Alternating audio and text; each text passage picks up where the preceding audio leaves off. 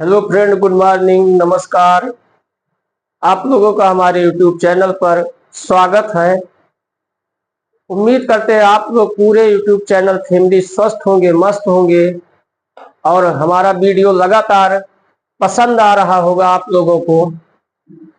तो ये बीच में एक संडे को एक जीएस जीके डाला था। उससे पहले जो ये प्रकाश ऑप्टिक्स चल रहा था उसी के सीक्वेंस में आज हम नए टॉपिक की ओर प्रकाश के अपवर्तन को विधिवत पढ़ाया जा चुका है। अब इससे सटीक और इससे सिंपल लैंग्वेज में ये वादा करते हैं आपको किसी भी ऑनलाइन प्लेटफॉर्म पर नहीं मिलेगा। तो आज है नई टॉपिक। ये लगभग आप लोग हाई स्कूल में भी पढ़े हैं।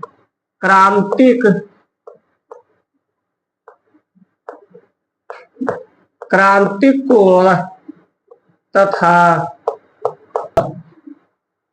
आंतरिक परावर्तन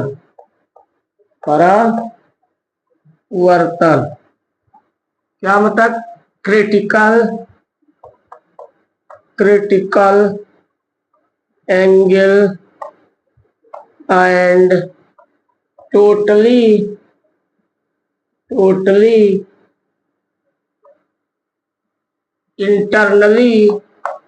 इंटरनल रिफ्लेक्शन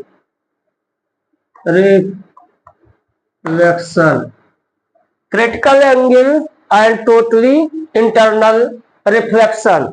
अब देखिए यहां पर एक बात समझिए, अपने आप समझने वाली बात है। नाम है क्रांतिक कोण या क्रिटिकल एंगल। यहां से आपको कुछ बात समझ में आती होगी। भाई क्रांतिक शब्द, क्रांति का जो शब्द है ये कुछ ना कुछ नया शब्द है। ये आमतौर पर क्रांति हो जाएगी, लोग कहते हैं भूचाल आ जाएगा, बवाल हो जाएगा, दंगा हो जाएगा, बहुत क्रांतिक स्थिति बन जाएगी। इसका मतलब यहाँ पर जो क्रांतिक कोण है ये कोई नॉर्मल कोण तो नहीं है, ये कोई स्पेशल एंगल जरूर है। अब ये क्रांतिक कोण क्या होता है? अब यहाँ पर क्या भूकंप आएगा, यहाँ पर क्या बवाल होगा? यहाँ पर कहने का मतलब तो दो कंडीशन होते हैं कि जब प्रकाश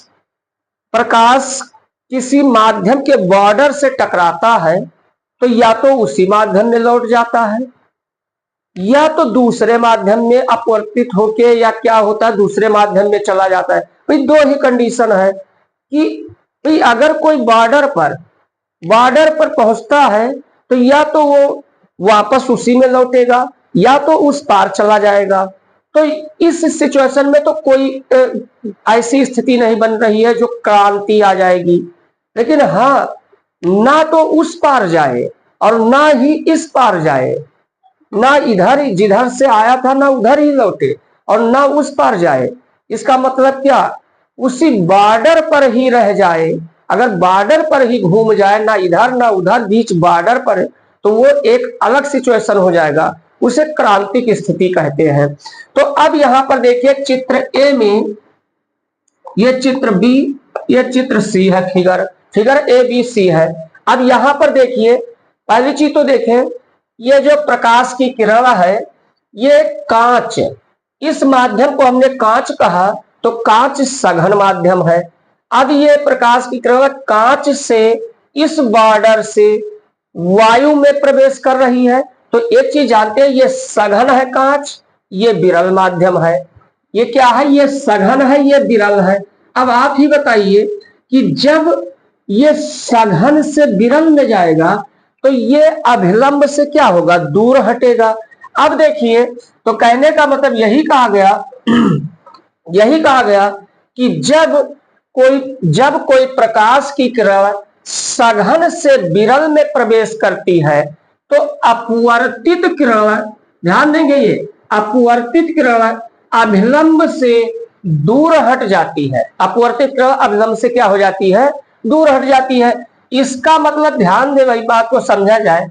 अब ये जो आपतित किरण है इसका ये मान लीजिए जो चोच है, इस चोच को या किनारा कहे, सिरा कहे, इस सिरे को और इधर, अब यहां देखिए एक चोंच को इधर यहां पर हैंड पकड़ कैच कर लीजिए, एक को इधर से, जैसे जैसे हम इसको इधर खींचेंगे वैसे वैसे ये उधर को जाएगी।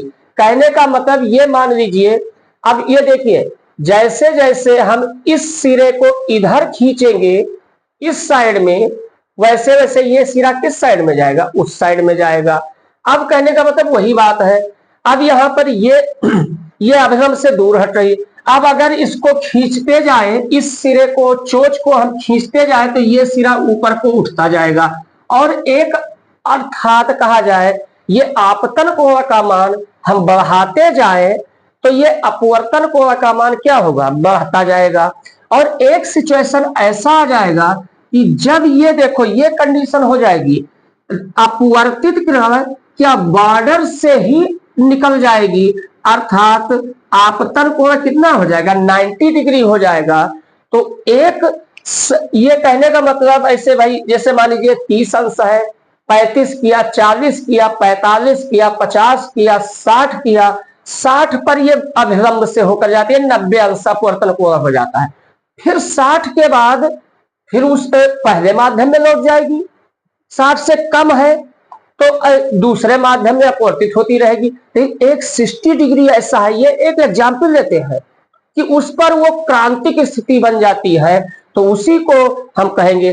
तो ये कहने का मतलब, हाँ एक बात तो हम यही कहेंगे कि जब कोई आपतित किरण, जब कोई प्रकाश की किरण सघन माध्यम से विरल माध्यम में प्रवेश करती है तो उसका अधिकांश भाग अर्थात अपवर्तित किरण अभिलंब से दूर हट जाती है, जबकि शेष भाग, ये देखो एक हम AC दिखा दिए हैं, शेष भाग अधिकांश भाग तो इस माध्यम में आ जाएगा, शेष भाग उसी माध्यम में लौट जाता है।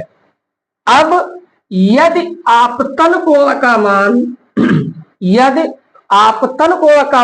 इतना बढ़ा दें, देखिए यदि आपतन कोण का मान इतना बढ़ा दें कि अपवर्तन कोण क्या हो जाए, 90 अंश हो जाए, तो उस आपतन कोण को, जिस आपतन कोण पर सघन माध्यम में जो आपतन कोण है, उस आपतन कोण को क्या कहते हैं, क्रांति कोण, से denoted by C critical angle. तो हम यही कहेंगे, इसकी परिभाषा क्रांति कोण की यही कहेंगे कि जब प्रकाश की किरण सघन माध्यम से विरल माध्यम, मतलब जिसको गांव में कहते हैं गझिन से विरल, सघन माध्यम से विरल माध्यम में, सघन माध्यम, जब प्रकाश की किरण सघन माध्यम से विरल माध्यम में प्रवेश करती है तो अपवर्तित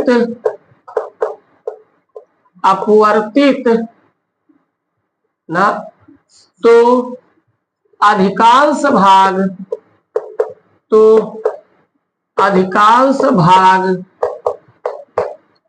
अपवर्तित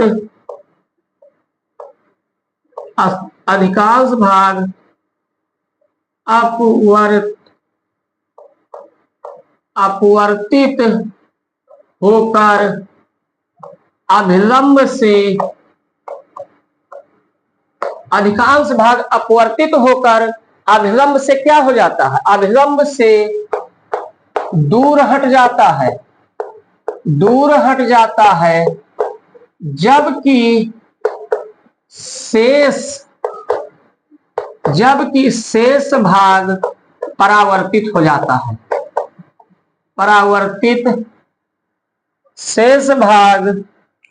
जबकि शेष भाग क्या हो जाता है, परावर्तित हो जाता है। ये भाग देखेंगे चित्र ए में, परावर्तित हो जाता है। अब आगे देखें, यदि सघन माध्यम में आपतन, यदि सघन माध्यम में आपतन कोण का मान इतना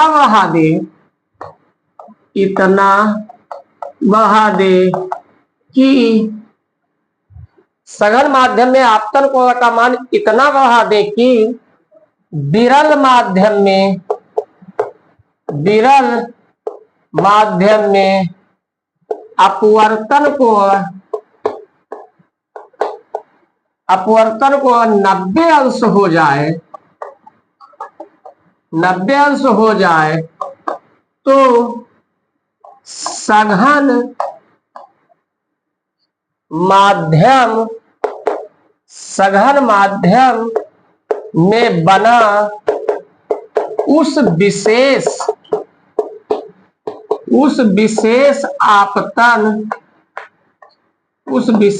आपतन कोण को क्रांतिक कोण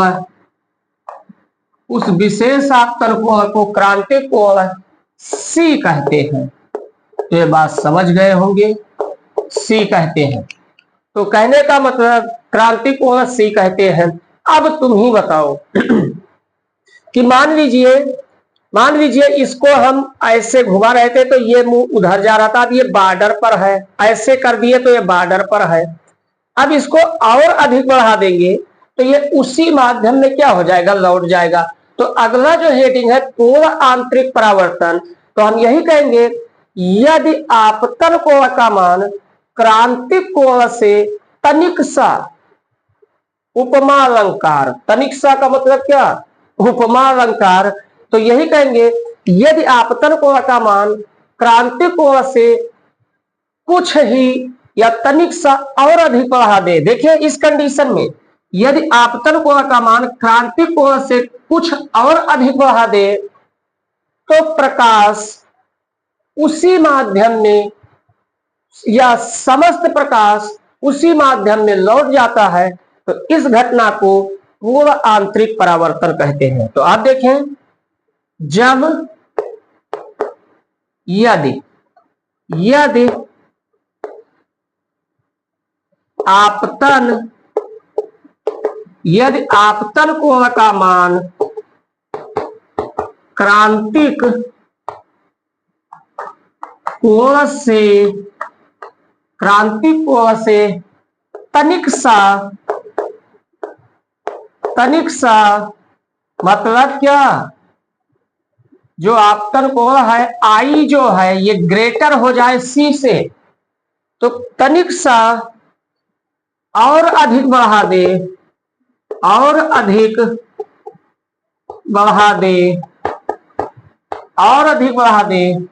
तो प्रकाश, समस्त प्रकाश उसी भाग में लौट जाता है। इस घटना को, ये एक इवेंट है, इस घटना को क्या कहते हैं, टोटल इंटरनल रिफ्लेक्शन। इस घटना को पूर्ण आंतरिक परावर्तन कहते हैं। ये उम्मीद करते हैं आप लोग अच्छे से समझ गए होंगे, उसी भाग में लौट जाना। अब यहां पर देखेंगे, अगर कहा जाए भाई कि ये हम वैसे बोल देते हैं, अगर कहा जाए कि वो आंतरिक परावर्तन के लिए शर्त क्या है, तो देखेंगे शर्त सामने है। शर्त क्या है, एक तो प्रकाश हमेशा सघन से विरल में जाना चाहिए, पहली शर्त। अगर चाहे तो लिख सकते हैं, हम बोल देते हैं, हेडिंग डाल दीजिए कि पूर्ण आंतरिक परावर्तन के लिए शर्तें। फर्स्ट नंबर, प्रकाश सघन माध्यम से विरल माध्यम में जाना चाहिए, एक शर्त। दूसरी शर्त, ये देखो दूसरी शर्त, आपतन कोण का मान क्रांतिक कोण से अधिक होना चाहिए। तो उम्मीद करते हैं आप लोग ये समझ गए होंगे। अब एक बार आप स्क्रीनशॉट ले लीजिए ताकि हम नेक्स्ट टॉपिक पर चल सके। बच्चों अब नेक्स्ट टॉपिक क्या है, ये भी बहुत इंपॉर्टेंट टॉपिक है, अपवर्तनांक, अपवर्तनांक तथा क्रांतिक, अपवर्तनांक तथा क्रांतिक कोण में संबंध। अब एक बात बताओ, ये हेडिंग देखते ही आप लोग बताइए कि अगर क्रांतिक कोण शब्द हमारे सामने आया है तो प्रकाश कहां जा रहा होगा, सघन से विरल में कि विरल से सघन में? खुद ही समझिए, ये क्रांतिक कोण तभी बन पाएगा जब प्रकाश सघन से कहां जा रहा हो, विरल में जा रहा हो। अब हम वही कहेंगे कि हम यही कहें कि माना प्रकाश कांच से, कांच का मतलब सघन से वायु का मतलब विरल में जा रहा है, तो कांच से एयर में, वायु में जा रहा है तो कांच के सापेक्ष, कहने का मतलब कांच से वायु में जा रहा है तो कांच के सापेक्ष क्या हो जाएगा, कांच के सापेक्ष एयर का अपवर्तनांक। क्यों भाई, कांच से वायु में जा रहा है तो कांच के सापेक्ष वायु का अपवर्तनांक जी यानी इक्वल क्या होगा, sine i upon sine r, sine r. अब क्रांतिक स्थिति में तो देखिए, क्रांतिक स्थिति में, क्रांतिक स्थिति में क्या होगा, ये जो आई है आपतन कोण, ये किसके बराबर हो जाएगा, सी के बराबर हो जाएगा। तो कहने का मतलब I equal C, I equal सी जो क्या है, क्रांतिक कोण है। और जैसे ही आपतन कोण आई सी के बराबर हुआ, वैसे ही ये क्या कहते हैं, वैसे ही अपवर्तन कोण आर क्या हो जाएगा, 90 डिग्री हो जाएगा। ये मान रख दीजिए। तो जी एन ए बराबर ये क्या हो जाएगा, साइन सी अपान साइन 90। और जानते हैं साइन 90 का मान 1 होता है, तो खुद समझते हैं साइन का ग्राफ ये होता है, 90 पर ये प्लस 1 होता है, तो साइन 90 का मान 1 होता है। तो देख लीजिए यहां पर अब क्या हो जाएगा, साइन 90 का मान 1, तो this imply that g n a equal क्या आया, साइन सी आया। देखो आमतौर पर इसमें कंफ्यूजन क्रिएट ना करें, यहां पर ध्यान दें। देखेंगे अगर कहा जाए, ये लोग यही ध्यान रखते हैं कि अपवर्तनांक जो होता है वो क्रांतिक कोण के ज्या के व्युत्क्रमानुपाती होता है, ये संबंध होता है, लेकिन न ये भी संबंध होता है। ये ध्यान दे, ये है क्या मैटर। अगर प्रकाश, यह प्रकाश हटाओ, अगर ये कहा जाए यदि प्रकाश, यह सीधा कहा जाए सघन माध्यम के सापेक्ष विरल माध्यम का अपवर्तनांक क्रांतिक कोण की ज्या के बराबर होता है, तो यहां पर साफ देखिए जी यानी, तो हम यही कहेंगे अतः सघन, हम सीधा सघन कहते हैं, कोई भी सघन हो, सघन माध्यम के सापेक्ष, सघन माध्यम जी यानी सघन माध्यम के सापेक्ष विरल माध्यम का अपवर्तनांक, सघन माध्यम, ये क्वेश्चन आ सकता है भाई, इस तरीके से आ जाएगा तो कहोगे ये तो व्युत्क्रमानुपाती होता था। तो ये ध्यान रखिए, सघन के सापेक्ष जब विरल का अपवर्तनांक, तब तो सीधा अनुक्रमानुपाती। अपवर्तनांक क्रांतिक कोण की ज्या, ज्या का मतलब साइन, साइन के अनुक्रमानुपाती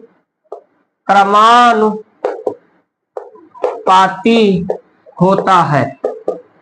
बट ध्यान दीजिए रिवर्सिबल ऑफ, ये कहा जाए क्या कहते हैं वो, रिवर्सिबिलिटी का नियम क्या कहता है, या परंतु ध्यान दे बात को, क्या होता है हम पहले ही सिद्ध कर चुके हैं कि अगर कहीं ANG सिंस GNA ये है सघन के सापेक्ष विरल का अपवर्तनांक, तो ये अपोजिट होगा ANG के। तो कहने का मतलब यहां से देखा GNA को 1/ANG लिख सकते हैं, से ध्यान दीजिए क्या हो जाएगा 1/ANG इक्वल साइन सी, भाई यही लिखा था। अब इसको सीधा कर दिया जाए तो this imply that ANG equal क्या हो जाएगा 1/sin सी। अब वो चीज आ गया। अब क्या है यहां पर, अब ध्यान दीजिए हम बोल देते हैं, लिख सकते हैं। अब क्या कहेंगे, अतः विरल माध्यम के सापेक्ष, अतः विरल माध्यम के सापेक्ष सघन माध्यम का अपवर्तनांक क्रांतिक कोण की ज्या के व्युत क्रमानुपाती होता है। तो ये रिलेशन व्युत क्रमानुपाती या अनुक्रमानुपाती, अगर सघन के सापेक्ष विरल तो अनुक्रमानुपाती, और विरल के सापेक्ष सघन तो व्युत क्रमानुपाती होता है। तो ये यहां तक समझ गए होंगे। अब नोट में एक चीज देख लीजिए, नोट में ध्यान दीजिएगा, नोट में देखिए, नोट में क्या है ध्यान दीजिए। इतना जानिए कि अगर कहा जाए तो समझेंगे, एक हम बताते रहते हैं B इक्वल एन लैम्डा, जो 11 में तरंगदैर्ध्य, तरंग से संबंधित ये वहां आवृत्ति था n, लेकिन यहां अगर अपवर्तनांक मान लिया जाए, ये याद रखने का तरीका, तो यहां से देखें B/लैम्डा इक्वल n, और यहां अपवर्तनांक ही मानिए, वही फार्मूला। तो देखेंगे अपवर्तनांक तरंग दैर्ध्य के व्युत क्रमानुपाती होता है। तरंग दैर्ध्य और व्युत क्रम, हाँ तरंग दैर्ध्य और अपवर्तनांक एक दूसरे के उल्टा है। इसका मतलब जिसकी तरंग दैर्ध्य सबसे ज्यादा उसका अपवर्तनांक सबसे कम। तो किस रंग की तरंग दैर्ध्य सबसे ज्यादा होती है, लाल रंग की तरंग दैर्ध्य सबसे ज्यादा होती है, तो लाल रंग का अपवर्तनांक सबसे कम होता है। तो यही चीज हम लिख देते हैं कि लाल रंग का अपवर्तनांक, देखो लाल रंग की तरंग दैर्ध्य सबसे ज्यादा तो अपवर्तनांक न्यूनतम, तथा बैगनी रंग का अपवर्तनांक अधिकतम होता है। तो एक नंबर बात ये हो गया, लाल रंग का अपवर्तनांक न्यूनतम और बैगनी रंग का अपवर्तनांक अधिकतम होता है। इतनी बात समझ गए। और मजे की बात देखिए, अभी हमने सिद्ध किया है कि अपवर्तनांक और क्रांतिक कोण एक दूसरे के उल्टा होते हैं। तो जब लाल रंग का अपवर्तनांक न्यूनतम, तो लाल रंग का अपवर्तनांक न्यूनतम, तो लाल रंग के क्रांतिक कोण का मान सबसे ज्यादा होगा, क्योंकि भाई इसका अपवर्तनांक न्यूनतम है, तो क्रांतिक कोण अधिकतम होगा क्योंकि व्युत क्रमानुपाती। तो दूसरा नंबर, लाल रंग का क्रांतिक कोण मैक्सिमम एंड बैगनी रंग का क्रांतिक कोण मिनिमम होता है। उम्मीद करते हैं आप लोगों को आज का क्लासेस बहुत अच्छा लगा होगा, बहुत अच्छे से समझ में आया होगा। फिजिक्स को ऐसे पढ़िए मानो ये बिल्कुल आसान भाषा है, आसान सब्जेक्ट है, इसमें है कुछ नहीं, बस इस प्रेशर मत लीजिए। अब हम नेक्स्ट वीडियो में मिलेंगे, तब तक के लिए जय हिंद जय भारत।